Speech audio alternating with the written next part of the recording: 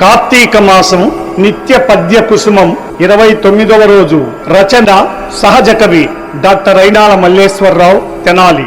గానం గాన కళారత్న శ్రీ వెంపటి సత్యనారాయణ తెనాలి. రికార్డింగ్ సరిగమ ఆడియోస్ తెనాలి.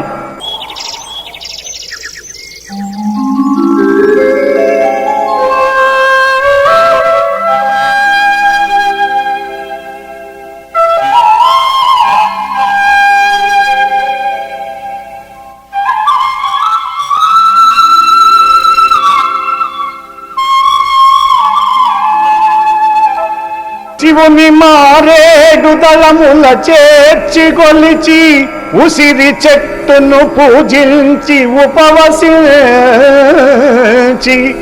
భక్తితో విష్ణు గీతముల్ పాడుకొనగా పూజ్య కార్తీక మాసము పుణ్యమొసగు.